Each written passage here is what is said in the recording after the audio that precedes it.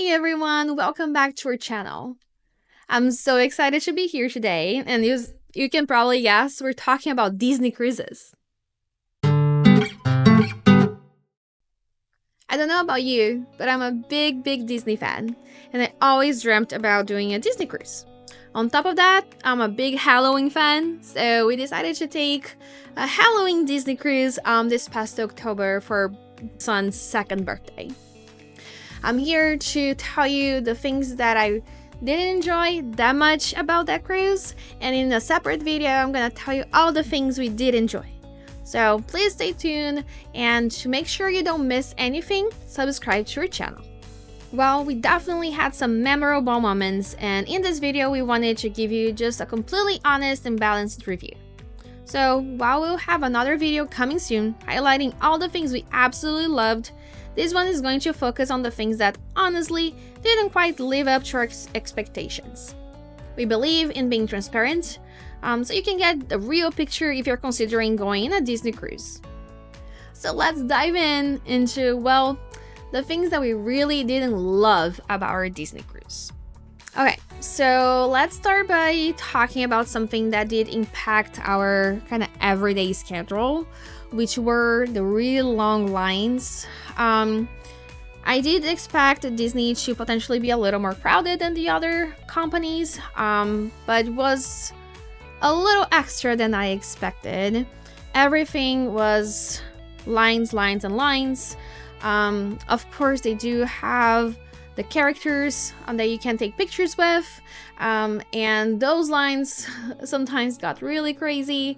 There were even times that we were in a line and we got to be like close to the character, but then that line closed and we weren't able to bring our toddler close to the character to take a picture because the time was up or something. So I thought that was not so great, especially when your little one is quite excited to see his favorite character and then they get really close and that doesn't happen. So that was a big downside. Other things that also had lines were like during eating times in the buffet, especially during breakfast and lunch. And of course, we all know there's like peak hours that you try to avoid, but I felt like the restaurant was actually pretty small compared to the amount of people they have in that ship. So I don't think they planned very well for that. So that was also another like big downside, like the waiting times to be able to get food, despite trying to avoid those big rush hours that we all know can get really crazy. Surprisingly, it was actually quite easy to get out of the ship at ports, so we did not face crazy lines on those moments, so and that's a good thing. Another thing that kind of went hand in hand with those long lines was how overwhelmingly crowded some of the events that they have felt. So they have like pirate shows and mix shows all around the pool area, and those places can get really crowded, making it challenging to really enjoy what's happening, especially when you have a little one and they cannot really feel comfortable in that space. So I feel like they put a little bit extra people that they probably shouldn't have. They should downsize the amount of people they put in, but I don't work for Disney, so here we are. And then, so another thing that was a little disappointing, I feel like most companies we go to, and we have traveled so far with 8 different cruise lines, I feel that Disney had the worst variety of food, especially during breakfast and lunch. It was pretty much every day the same thing. I guess there's one day they have a little different like milk waffle. I don't even remember. I think it's like pumpkin flavor or something. Please, Disney fans, you probably know that better than I do. I don't remember. I just remember it was like a different waffle flavor. But that was pretty much the only thing that changed throughout the whole cruise during that like breakfast and lunch menu. And then if we're talking about food, we should talk about the dinner, right? They have a cool system where you dine in different restaurants every night. They have 3 different ones which you rotate throughout your cruise, and most of them were very cool looking. They had nice decorations, but something we did not enjoy is that they actually make you share a table with a different family. And I don't know, after a long day, personally, I rather just have me and my family together so we can have a nice meal and talk about our day. But then you couldn't because you did have another family there. Luckily, the family we sat with was great, was amazing, but still I wish I had had the option to not have to share a table, and we did not have that option. Now let's talk about their highly anticipated new island. We were so excited to actually be one of the first ones to be there. That being said, in order to get to the main part of that island, you have to walk about a whole mile under like the blazing sun.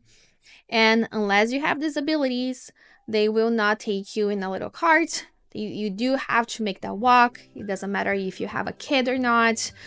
So be prepared for that. That was definitely not magical and not something I would expect from Disney.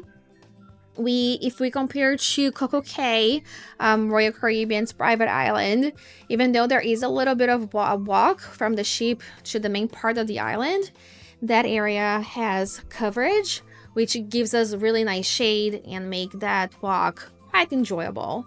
So I don't know why Disney didn't do something like that, but that was a big downside. It was a hard mile to walk. On top of that, I know we cannot control the ocean, but usually when you go to a cruise private island, you do have some sort of barrier which makes the ocean enjoyable. Unfortunately, when we got there, the ocean was really rough, so we were not able to enjoy the beach that day. They did have a nice splash pad that I will talk about in our next video. So there was other things we could do, but specifically like the beach was not a good experience. And to kind of close up the bad experiences we had in that island, again, talking about lines. Usually when we go to private islands, they do have their like barbecue style lunch, which again, they had the same thing, but they didn't have enough stations to serve everybody. So again, even though it wasn't just rush hour, it was pretty much all the time, the lines were so long and it really took a great amount of time to be able to get food. And sometimes if you want to just go for seconds, or if your baby didn't like what you got the first time around, guess what? You go back on that line. So again, not very well planned. Hopefully they can figure something out in the future if enough people complain. But that was a pretty annoying thing to have to face during a nice island day. So there you have it, our honest take on our Disney cruise experience. We will be making a different video with the things we did like. Please don't get us wrong, our Disney cruise had some great memories that I'll forever cherish. So stay tuned for that video. If you found this video helpful, please like, share it. If you want to see more of our family adventures and nice reviews about the places we go to, please subscribe to this channel, and hopefully we'll see you soon. Thank you so much.